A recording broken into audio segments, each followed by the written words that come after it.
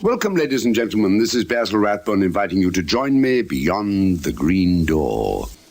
Today's story takes us to Nebraska in the 1870s, to a road which leads directly beyond the green door.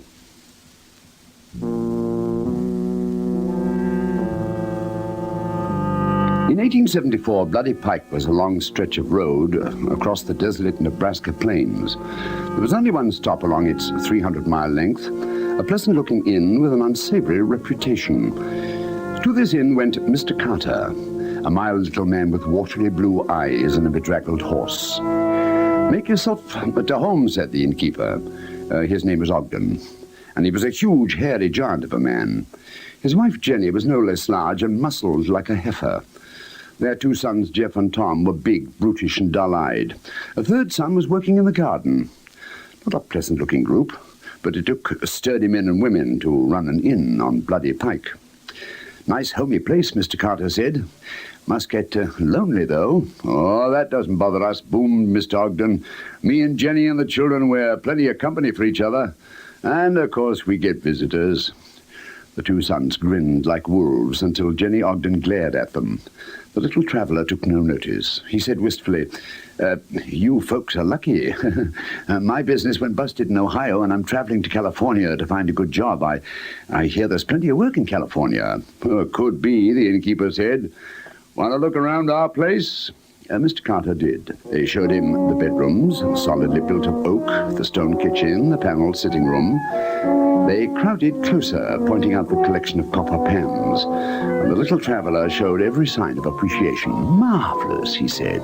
"Your guests must love this place." "Never heard no complaints," the innkeeper said, and his sons laughed. "Of course, there's no return trade. I guess folks stay in California." Mr. Carter followed the Ogdens outside to the garden.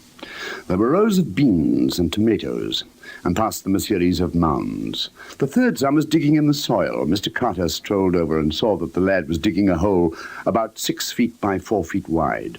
"You planting a tree?" Mr. Carter asked. Then he screamed as the innkeeper's big hands closed around his neck, and he heard the innkeeper say, no return trade at all, but we make a profit all the same." The others moved in quickly and heard the sound of an explosion. The innkeeper stepped back, a surprised look on his face, clutching his stomach. His family was frozen for one fatal moment and then tried to run.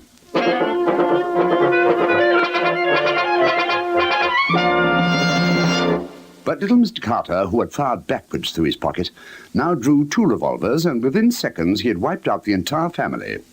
Still shaking with indignation, he went back inside the inn. Those Ogden's murderers, who preyed on the unwary.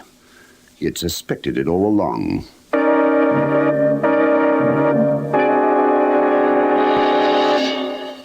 Mr. Carter calmed himself, sat down and composed a letter to his wife.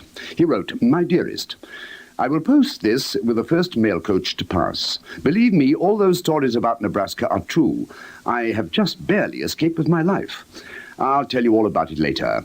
But right now, get the children together and come out at once on the first stagecoach to the inn at Bloody Pike. My dear, I have found the perfect house for us, as well as a very promising business."